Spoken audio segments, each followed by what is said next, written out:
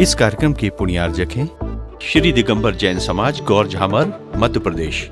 श्री विनोद कुमार जैन, श्रीमती शशि जैन। पुत्र एवं पुत्रवधू श्री रुचिर जैन, श्रीमती झिलमिल जैन। पौत्र एवं पौत्री ऋत्विक जैन, मिष्टी जैन। पुत्री एवं दामाद श्रीमती पूजा जैन, श्री निपुण जैन। सम्यंक जैन एवं वान्या जैन, निवासी सहारनपुर, प्रवासी मुंबई।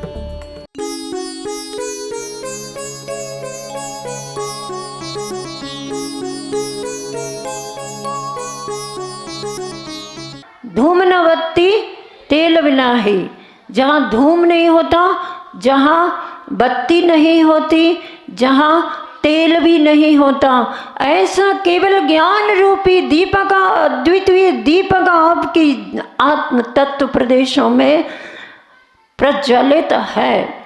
ऐसे ज्ञान की महिमा बतलाते हुए, चूँकि दीपक कहो, सूर्य कहो, चंद्र कहो, ये सभी प्रकाश को प्रदान करने वाले होते हैं। एक शिष्य अपने गुरु से फिर कहता है कि गुरुवर, दिन में तो जब सूर्य उदित होता है तो हमें सब कुछ दिखाई देता है, आप ये बताइए रात में कैसे देखेंगे हम?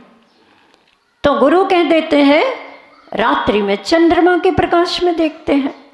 अरे जब चंद्रमा का प्रकाश नहीं होता, कृष्ण पक्ष की अमावस्या की रात होती है, गुरुवर उस दिन हम कैसे देखें, कैसे हम वस्तु को जानें? तब गुरु कहते हैं जब चंद्रमा का भी प्रकाश नहीं होता है तो हम लाइट से, सर्च लाइट से, इससे जानते हैं। ये भी चली गई, गोल हो गई, तो फिर क्या करें?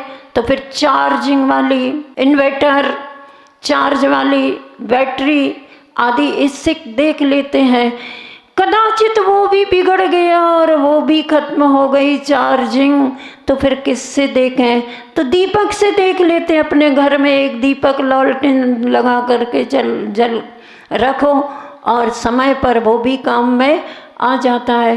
कदाचित हमें अंधेरे में दीपक ना मिले, कहाँ रखा दीपक, कहाँ में रखी बाती, कहाँ रखा तेल, कहाँ रखी माचिस, नहीं दिख रही अंधेरे में, तो फिर कैसे देखें?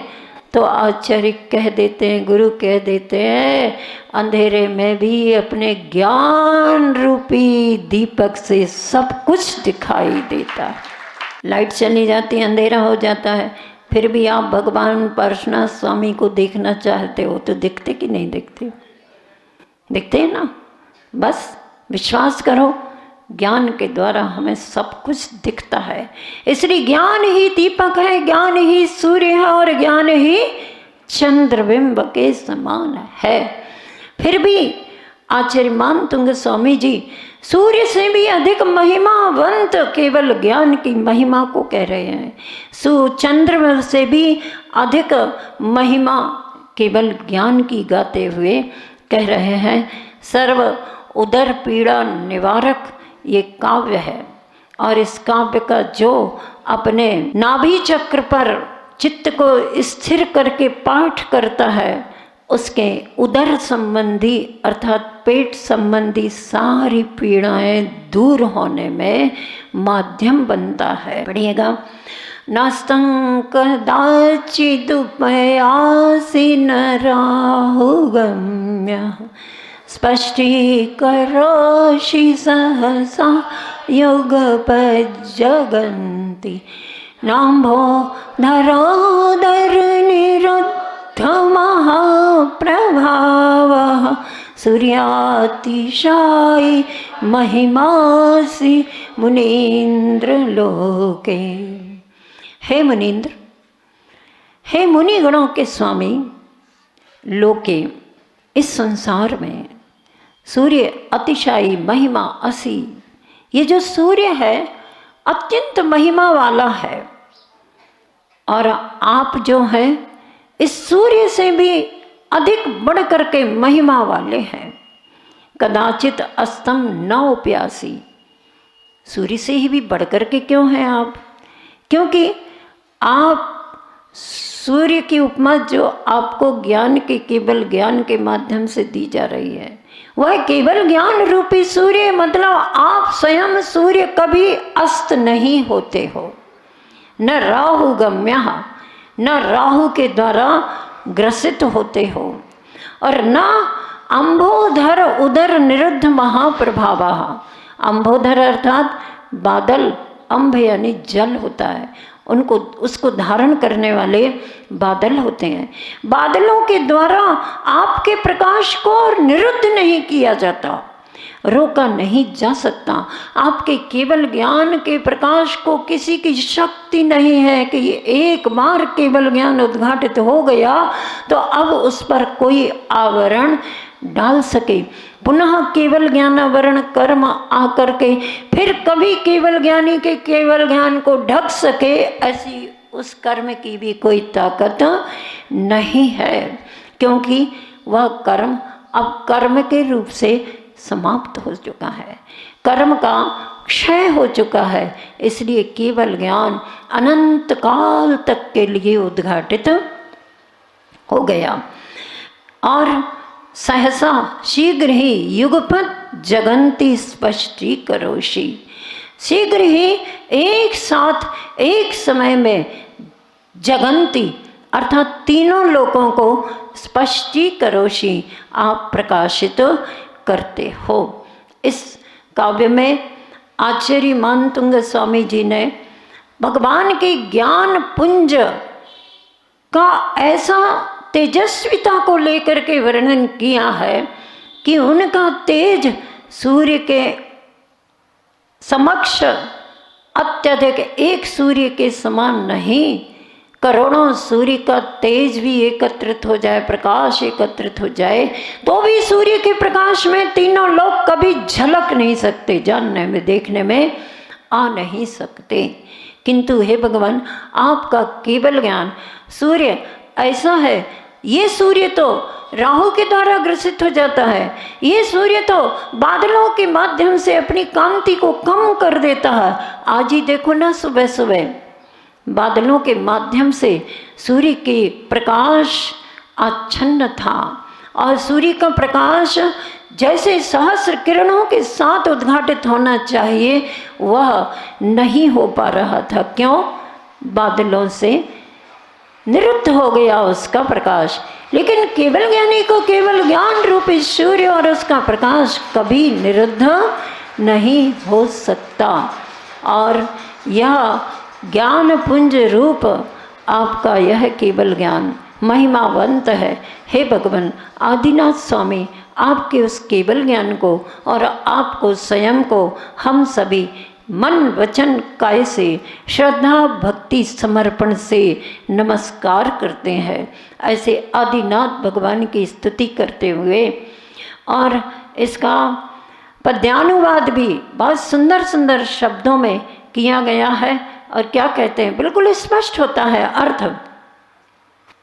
अस्त न होता कभी न जिसको ग्रस पाता है, राहु प्रबल एक साथ बतलाने वाला, तीन लोक का ज्ञान विमल, रुकता कभी प्रभाव न जिसका, बादल किया करके ओट ऐसी गारो गरिमा वाले, आप अपूर्व दिवाकर कोट।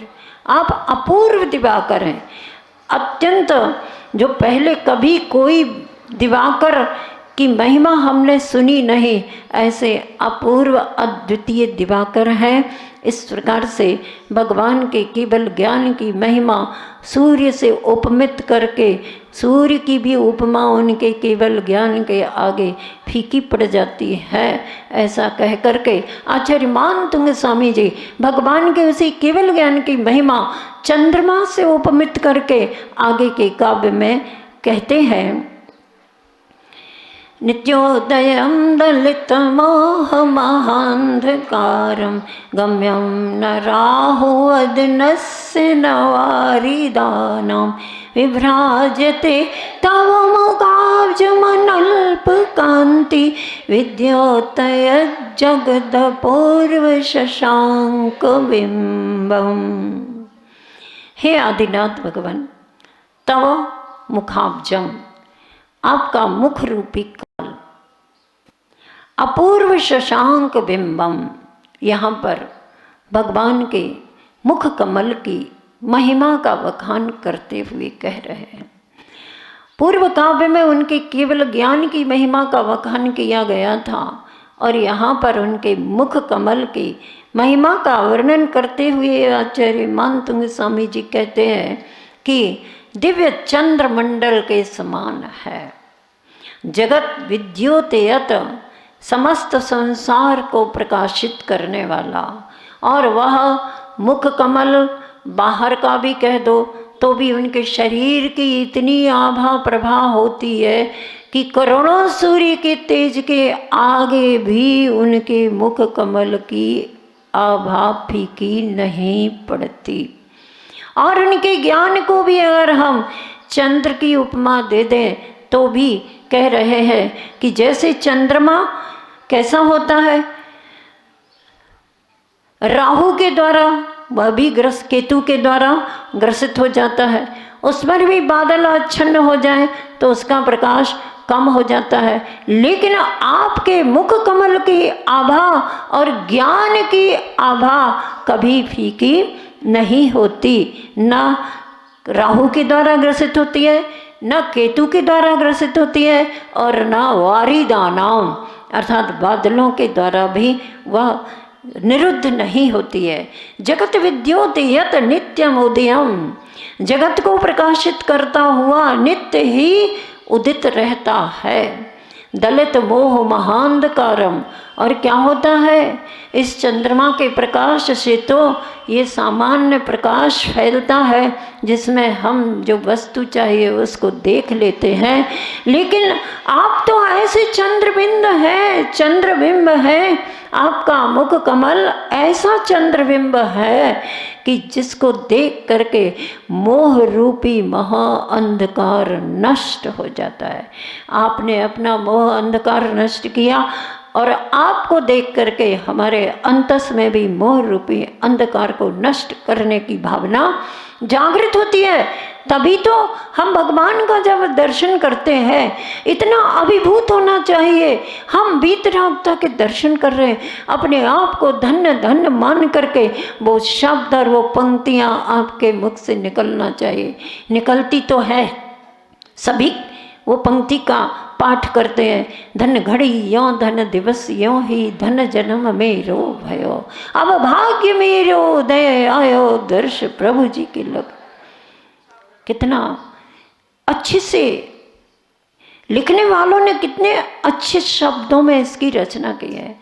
शांति से बैठ करके इस स्तुति का पठन करो, पाठ करो, जब आपको सही सही अर्थ प्रत्यय की ओर जा करके और उन भावों से अभिभूत होकर के तब लगता है एक एक शब्द कितना सार्थक लिखा गया है।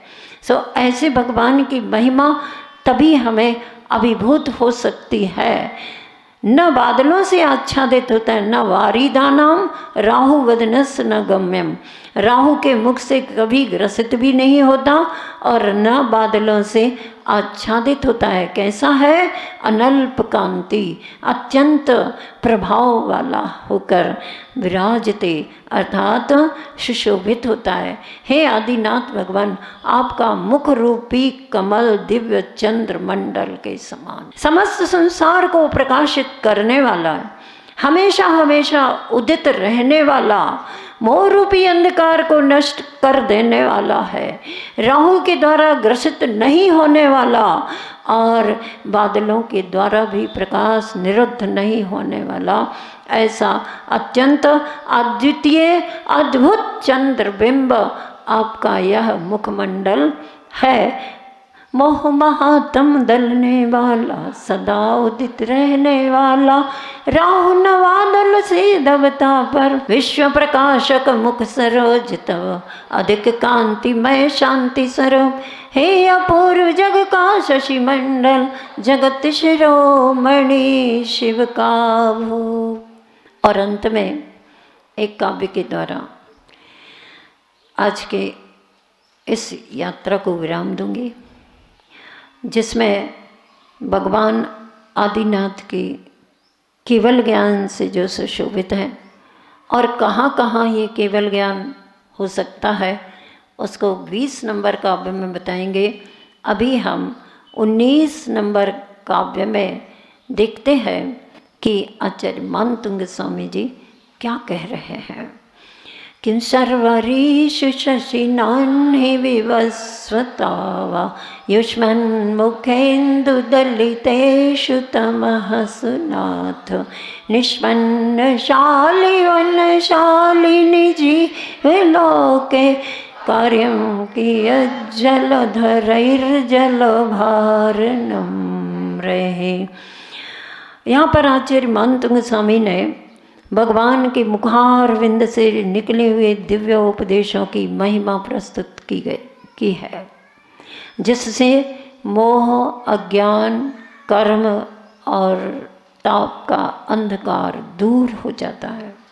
वे कहते हैं, हे स्वामिन, तमः सु, तमः बोलते हैं अंधकार के लिए, अंधकार समूह को युष्मन आपके मुख इंदु दलितेषु, मुख रूपी इंदु यानी चंद्रमा के द्वारा दलित यानी विनाश कर देने पर, शर्वरीषु रात्रि में, किम शशिना, शशि यानी चंद्रमा, चंद्रमा से क्या लाभ, क्या कहा, आपके मुख रूपी चंद्रमा के द्वारा जब अंधकार विनष्ट हो गया, तब फिर चंद्रमा रात में उदित हो तो उससे हमें क्या लेना देना, उसका क्या महत्व। दूसरा उदाहरण देते हैं, अन्ही दिन में विवस्वता, किम विवस्वता, विवस्वन बोलते हैं सूर्य के लिए, तो दिन में सूर्य उदित हो तो भी हमें क्या लाभ, क्योंकि आपके चंद्र, मुख चंद्र का इतना प्रकाश है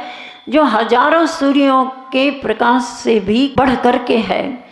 इसलिए दिन में अगर सूर्य आए तो भी क्या मतलब, क्या लाभ हमें उससे, और रात्रि में भी चंद्रमा उदित हो तो भी हमें क्या लाभ। और एक उदाहरण देते हैं, जीवलोके, इस संसार में, निष्पन्नशाली वनशालिनी, पके हुए धान्य के खेतों के शोभायमान होने पर, जब खेतों में हरी भरी बढ़िया पूरी खाद फसल आ चुकी हो और खेत धान फसलों से परिपूर्ण हो गए हो, क्या सुंदर दृश्य दिखाई देता है उन खेतों का, जब उस पर बढ़िया फसल अथवा जो भी है, सब्जी है, फल है, बाग है, बगीचे हैं, आम्र के फल के वृक्ष है, कहीं जो भी है, उन सब को देखो, जो फसल, और जैसे अभी अभी आप देखते हैं ना, हम लोग उधर जाते हैं खेतों में,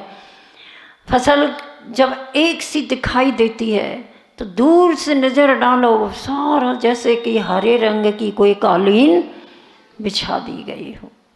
ऐसे खेतों के शोभायमान होने पर जलभार नम्रही, अर्थात जल समूह को लेकर झुके हुए जलधर ही क्रियत कार्यम, बादलों से क्या मतलब,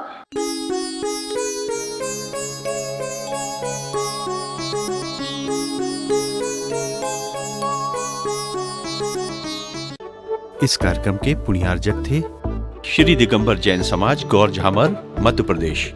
श्री विनोद कुमार जैन, श्रीमती शशि जैन, पुत्र एवं पुत्रवधू श्री रुचिर जैन, श्रीमती झिलमिल जैन, पौत्र एवं पौत्री ऋत्विक जैन, मिष्टी जैन, पुत्री एवं दामाद श्रीमती पूजा जैन, श्री निपुण जैन, सम्यंक जैन एवं वान्या जैन, निवासी सहारनपुर, प्रवासी मुंबई।